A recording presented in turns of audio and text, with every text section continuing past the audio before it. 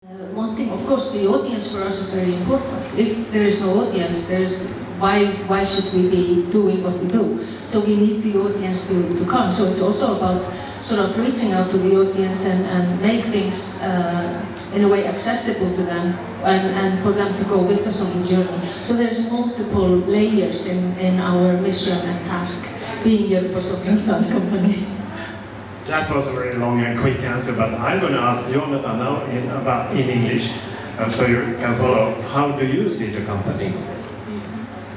So, hey, first of all, minun nimi on Joonatan, olen puoliksi suomalainen, but we will come to the Finnish later. I joined the company 1 year ago in July. Was super happy to join the company, and yes, as well, I think for me it was a big dream to join GöteborgsOperans Danskompanin. Seeing always it as one of the main companies in Europe, and I see the company as a place where you combine so many different artists. Like we have such a big group of different artists from different backgrounds and different nationalities, and then creating something beautiful together with taking all those beautiful talented individuals and then bringing different choreographers and creating art for the public that kind of combines all of us into one big thing.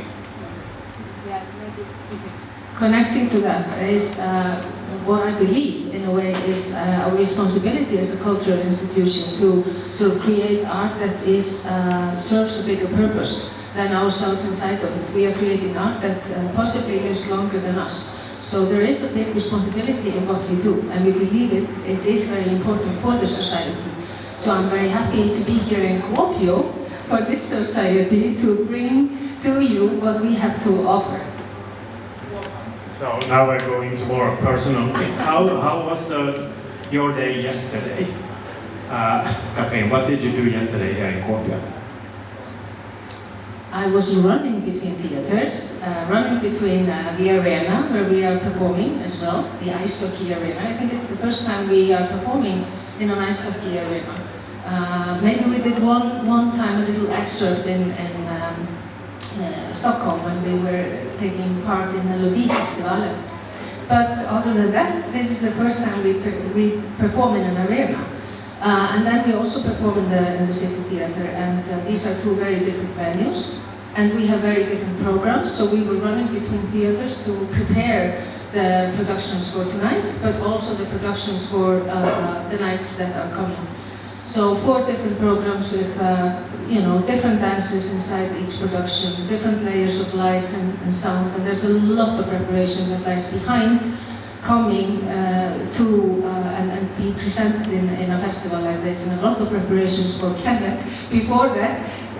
How many years? 2 years of 2.5 years of preparations where there's dialogue, what program, what pieces, how can we get it all together. So I mean, yesterday was intense, but the preparation has also been quite intense. It has been quite a long preparation, because I thought I asked you 2.5 years ago if it would be possible to bring you to Kuopio one more time. But Joonatan, what about your day? What did you do? Did you also run in between? I was running, but I think not as much as Katrín. I guess she was much more busy than I am. I started my day with a hotel breakfast and got some childhood memories with karjalan piirakka ja mustikkasoppa. And then afterwards I went to the studio. We are rehearsing here, which named Sotku, and we had a warm-up class with Jan, our rehearsal director. And then afterwards we went to Olvi Arena, where we are going to perform We Made a Mess by Otisema, and also Wild Poetry of Kofi Schefter. And we had their spacing and light rehearsal. It was quite interesting because usually we are used to perform on stages, and then suddenly now it's a shift of environment for us to perform in a hockey arena. So I think for all of us it was, or most of us, it was a new experience. Then we had a nice lunch break, and I went to the lake with some of my friends, enjoyed with the Finnish nature, and I'm taking part in one production in this festival, but some of my friends continued later to multiple rehearsals because some of them are performing in 3 different productions. So that was the day. What did you do in the evening? So yeah, since I was a bit more free in the evening, I could take a nice walk in Kuopio, and then we went with some friends to Kreta, the Greek restaurant here in the city. There are other Greek restaurants also. Other Greek restaurants, it's true. Yeah, and then even though I grew up here as a kid, still each time coming back I'm getting surprised by the light that is outside until the late hours of the night. So I just took a long walk around the lake to enjoy kind of the brightness of the Finnish night in the Finnish summer. Katrín, you have been here before. Do you still remember? We were counting years yesterday, and we thought it was 40 years since you were a very young girl dancing with Icelandic band. Yeah, Iceland Danskompani. At the time, 40 years ago, that only tells how old I am now. Oof. Yeah, we danced here 40 years ago. I believe in the concert house, and with my company where I was dancing at the time, Iceland Danskompani, that I then, after, many years later, I took over as an artistic director for that company before I then also came to Gothenburg. So yeah, it's a closing of a circle somehow for me. And of course I was also here during the time of Jorma, that directed the festival for many, many years. I also commissioned Jorma to do creations in Iceland Danskompani, and he very often connected somehow choreographic competitions to the festival, if I remember correctly, Nordic most of the time. So I was in the jury for those competitions, so I met a few emerging choreographers here in Finland as well. Have you employed them? Yes, well actually, in fact, I just spoke to Tilman O'Donnell last week. He was teaching in Gothenburg. He's made a piece for Gothenburg. He was a rehearsal director for Gothenburg, but I first got to know him in Kuopio. So yes, I have met some people. And how did you meet this guy? Of course, through the audition. We have yearly audition for this company, and we have a lot of applications. So just put it in perspective, we normally receive around, last year we received 1,700 applications. So 1,770 applications for, what was it, 5 positions, something like that. So there's a lot of work to go through all the applications, all the video material, and select the ones that are selected and to come to Gothenburg for the audition, which is around 90 people, 80, 90 dancers. And Joonatan has gone through this twice, because people come again if they don't get in. It's resilience in this business that counts. And so Joonatan came and impressed us the second time around in his audition. So we are extremely happy to have him in our company. He contributes with very different, like he mentioned before, we have very different personalities, and that's actually the strength and the big identity of the company, to work with artists, not only dancers, but artists, creative minds that kind of contribute in very many different aspects into the company.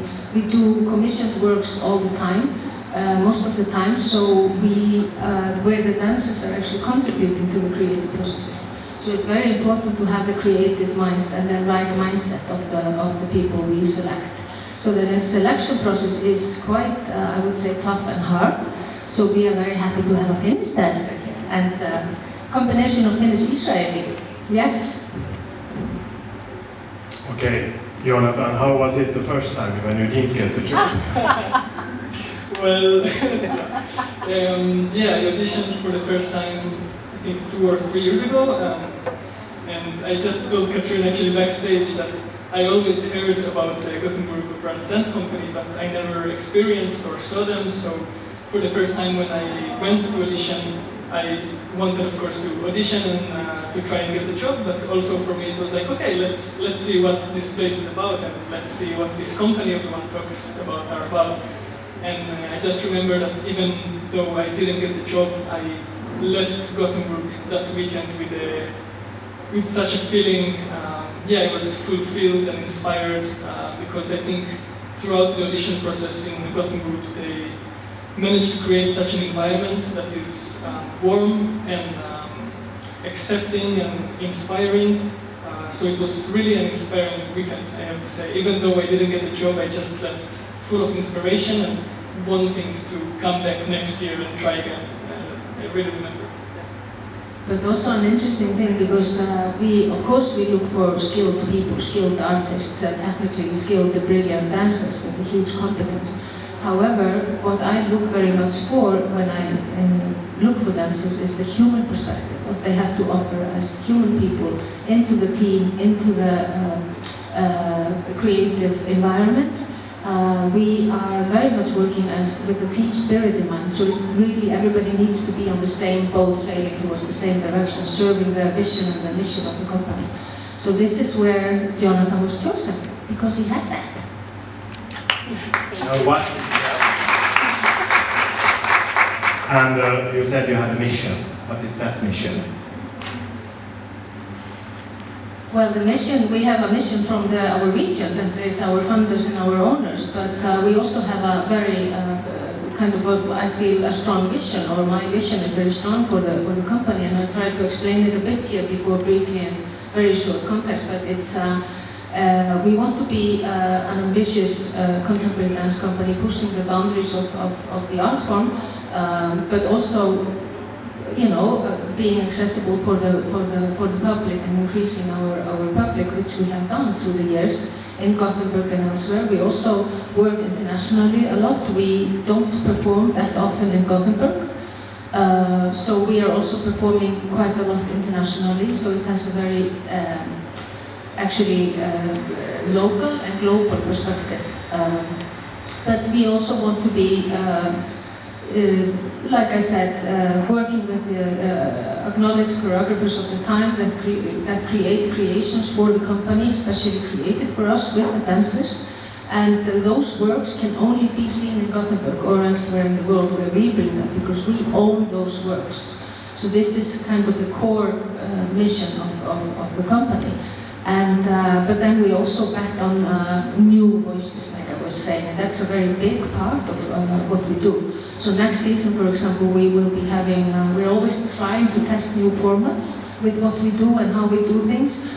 We've been working on a 34 degrees raked platform. We've been working on a running platform with Johan Bourgeois. Skate was another piece we did by Damien Chalet, so we are always testing the boundaries of what we can present and how we can present our art form to you, and to push the boundaries of what contemporary dance can be in a way. And next season we will be having our first premiere of the season elsewhere than in Gothenburg. We'll be presenting a piece by two up-and-coming choreographers, Sara and Isaiah Wilson, Sara Balsinger and Isaiah Wilson, in Ludwigshafen in Germany. So we're always kind of trying to push wherever, in whichever direction we can. But that means also taking risks, and I believe that taking risk is a very important part of who we are and what we need to be. We need to be courageous. We need to believe in what we do, and we need to fail also. It's a part of the process and journey. Okay, let's talk a little bit about the process. Now, Joonatan, we are not going to speak in Finnish, I think. Okay, not in Finnish. No, but let's say, okay, now we've been talking about choreographers, and we will also talk a little bit about the choreographers the works you are presenting here. But before, like in general, about how is the process for you and for you? Who wants to start? I can start. You start, because you start anyway before. Well, every process like this takes years, so before, when I get the idea in my head, it takes maybe 3, 4, 5 years sometimes to actually be premiered or be realized. So just for you to understand the long-term perspective of our art form, what we do and how we plan and how we program. And in many ways a dialogue with the creator that is coming to work with the company. It takes sometimes 3, 4, 5, 6 years even, you know, depending on how busy that person is and how the timeline of the tour goes and things like that. And you know that, Kenneth, because you worked with the company as a creator. So that was, yeah, twice. So that was, you know the process. But normally we give a creator around 7 weeks of creative time with the dancers in the studio. And we very often present a double bill in one evening. That means a mixed bill, 2 new works by 2 different creators and an intermission in between. And that is also partially because we have a big company and we need to involve everybody, because dancers are also developing and growing faster when they work, so they need to be working. They grow with every production we do and with every choreographer that comes in.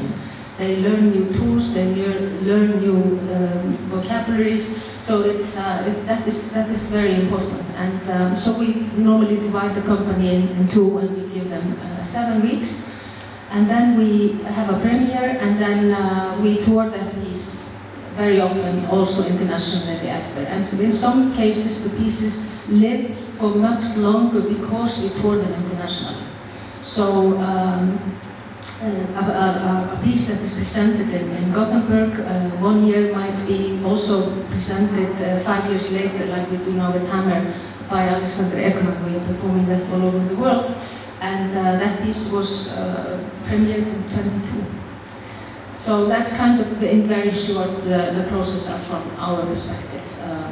We could go into deeper layers, but I think it's interesting to hear him, and then we can go into the choreographers, because you know the 4 choreographers of this evenings, 2 different evenings that we are presenting, are extremely interesting. How different they are, their strong signatures, and we will come into that later. Joonatan, now it's your turn to go. How she was now the artistic director, and she made the choices. And how is it for you then? You can maybe talk freely. This is the first production that you are dancing, or is it the second? Okay, anyway, talk about the process for you as a dancer.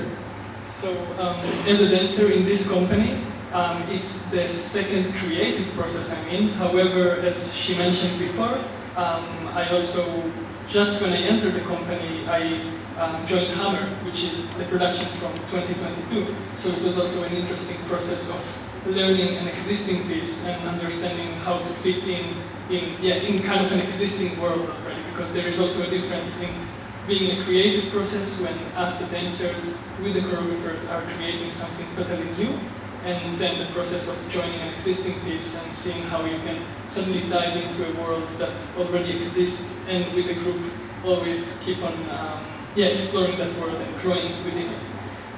But yeah, starting from maybe creative processes, in this company right now I experienced 2 creative processes. The first one was with Corsia, this fall, and then the second one was We Made a Mess by Joonatan this winter, which is also the piece we are going to perform here this weekend.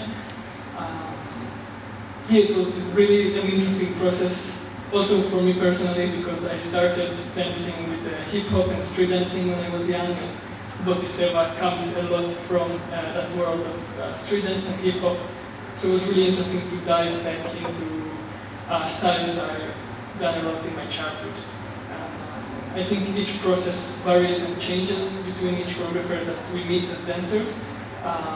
But yeah, many of them introduce their own worlds, and then we introduce ourselves as artists, and then it's a combination of us getting to know them as choreographers and them getting to know us as artists, and how we can combine it and create something together. And diving more specifically maybe to Botis, if you want.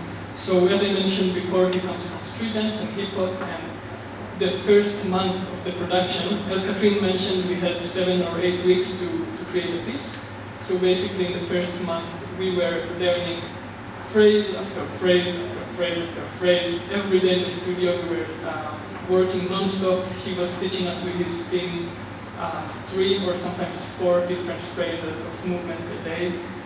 So it was quite intense physically and also to the brain to digest all this movement, but he wanted to make sure that in our bodies we are getting used to his movement language and movement qualities. So for 4 weeks, every day we entered the studio and we just learned material and again and again, and we repeated it constantly. So this was kind of the first part of the creation.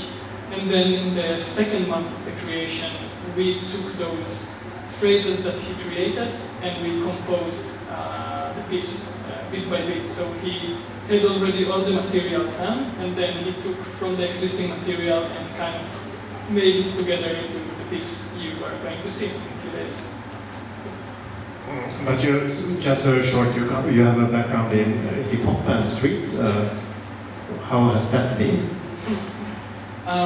So yeah, I started from hip hop and breakdancing when I was 8 years old. And, yeah, it was actually, we just talked about it outside, but when I was 6 or 7, I went with my friends to a capoeira lesson. And then I watched capoeira videos in YouTube, and YouTube just kept on showing me videos until I saw breakdancing videos. And I fell in love. I was like, wow, this is what I want to do. So I started when I was 8 to do hip-hop and breakdancing. Until I was 14, I've done actually only street dancing. And then one of my hip-hop teachers, she told me that if I will go to ballet and contemporary, it will fix my posture, because I was, as a kid, I used to, yeah, my posture was not so upright. Yes, exactly. So I listened to that hip-hop teacher, and I joined ballet and contemporary, and also quite fast, I think, a click happened with those styles. And then later on I joined a professional dance school and shifted slowly from more hip-hop and commercial styles to contemporary styles. And yeah, somehow I decided or felt more connected eventually to the contemporary world and wanted to take a path as a professional contemporary dancer. Can I ask how old you are? Yes, I'm 24. In November I will turn 25. Yeah, it's been, yeah. It's quite an intense career. Okay, Botiseva, to get back to you, want to say something about his work. Why did you choose him as choreographer? Yeah, there's always a reason behind every choice of creator. And I feel that Botis is one of these emerging voices we were talking about before. He is mostly working, has been working in Britain, but he's also having his own company, and he travels the world and basically has only created for his own company. So this was totally new for him to create for 17 people, for 17 dancers, a huge group. He comes from, like it has, they mentioned, from street dance, from hip hop, from break dance, from this different culture than we have worked, and I'm very eager to merge art forms and merge dance styles and sort of find new ways to present our art form. And his voice needed to be heard, because he is also addressing issues, social issues, that is very important. And I believe that we need to be relevant in what we do. We need to somehow mirror the society, we need to address topics that need to be addressed, because that's also the nature and purpose of art and culture. So this is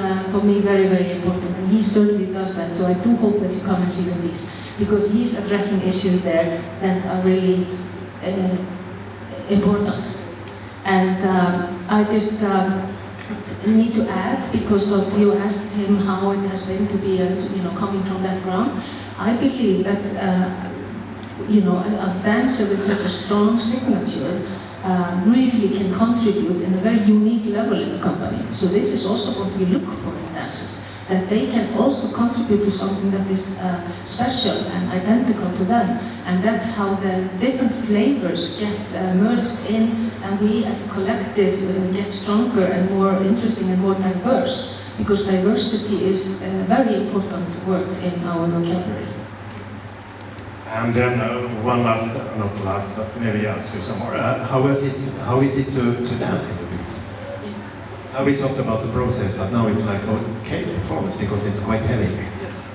No, it's, if you're going to see, and I hope you're coming to watch us, it's a really heavy piece physically and both mentally. So yeah, for sure, I think not only personally but as a collective, it was a challenge both physically and mentally.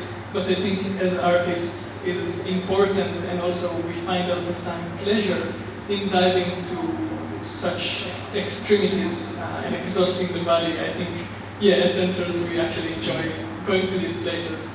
So I really enjoy performing this piece, even though finishing it each time I feel totally exhausted, because it's 50 minutes of pushing the capacity of the body. But it is a really interesting experience. And yeah, as Katrín mentioned, he's addressing also a lot of tough issues, I would say, a bit more in the mental state. So yeah, also throughout the process, but also throughout performing it, you find yourself as a performer, committing and diving to something that is a bit more intense. But I think there is also a lot of beauty in diving there and committing also sometimes to something that is a bit more intense.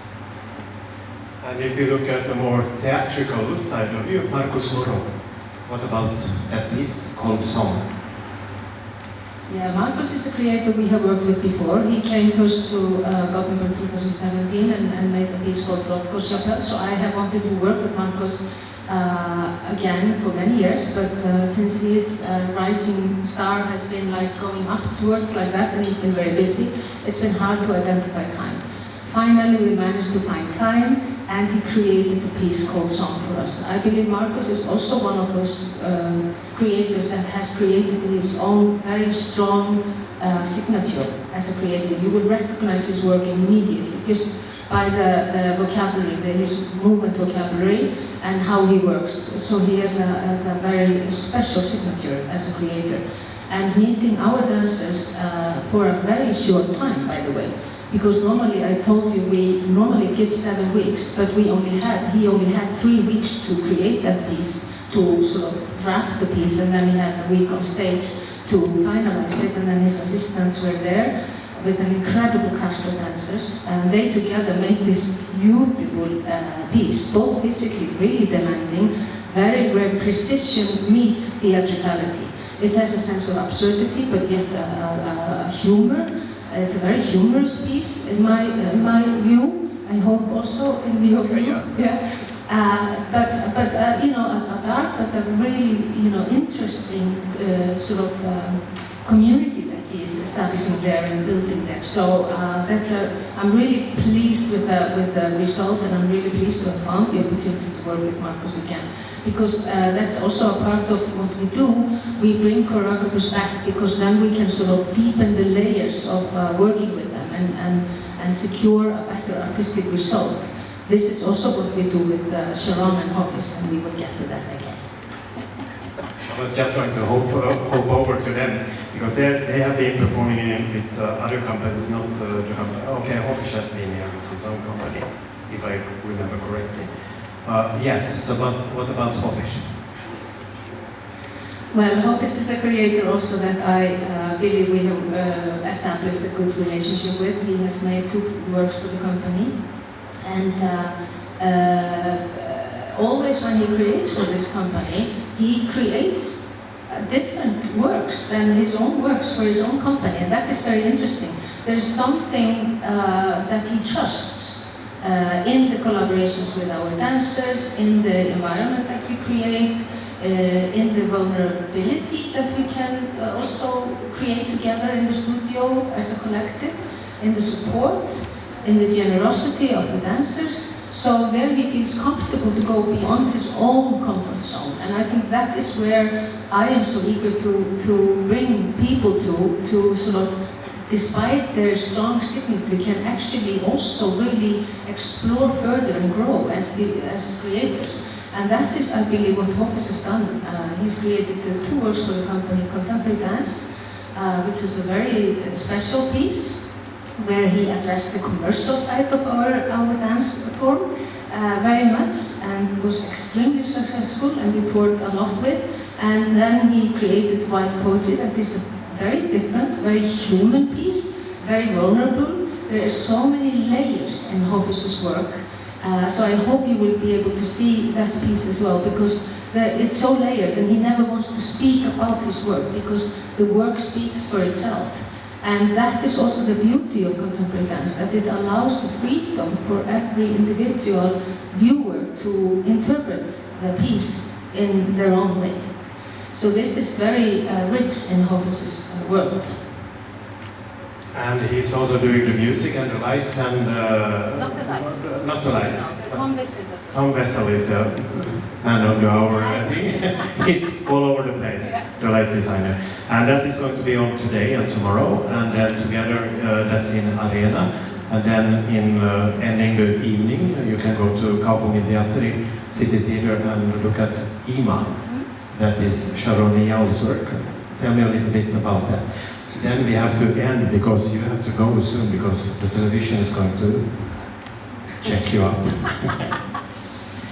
Yeah, Sharon, this is actually the fourth piece that Sharon creates for the company. So Sharon is a regular guest and we love her works in GöteborgsOperans Danskompanin, and she loves our dances. So that's it's like a glove.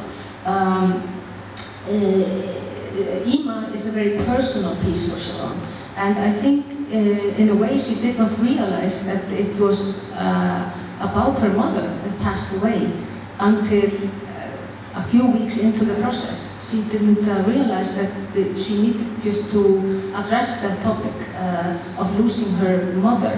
And so it's a very personal piece to Sharon, and we admire that again very much, that they allow themselves to go there as creators, to do such vulnerable and personal pieces for not only their own company but for our company. So it says something, it says a lot about the relationship. So we are very fond of this piece. It's a very personal piece. It's a very intense, her essence, her core. She also has a very strong signature where the dances, it's also physically very extreme, very precise, but yet very big space for individual interpretation. And that is the magic behind. And for me, Sharon's works are so much about inside out, in a way. You almost see into the soul of the dancers. They almost like turn out their sort of outside their skin and heart and everything. So, I mean, it's a beautiful piece. Right? Can I Yeah, I think, yes, but I told you before, I think it's one of her better pieces. I've seen a lot of Sharon's work, and I think it's one of the really that touches me a lot. Okay, what do you think? Can you recognize the different choreographers that is presenting the works here with GöteborgsOperans Danskompanin? Do you recognize the style? Yes, definitely. I think, as mentioned, each one of the choreographers, they have their own unique signature. And I think also it's quite special with this company that the creators allow themselves to create pieces that are really personal to them. Both with Sharon and also with Bottiseva, it was also the case that the piece ended up being very, very personal to me. And I think it's also special in this company that even though it's the same group of dancers, they can, we as a group can adapt to many different styles of many different choreographers, in which each choreographer with their own special signature. Yeah, definitely. I can recognize that. Okay, sometimes I've been wrong, but luckily most of the time. Okay, people, you have a chance to see the performances today, tomorrow, and what is it? Friday, Saturday, a complete new program, 2 different other works. So I have to say thank you because we have to run away, and it's quite long to Arena, so we take a walk there. Thank you very much for listening. Kiitoksia. Ja katsomaan esityksiä ja muitakin tapahtumia. Thank you.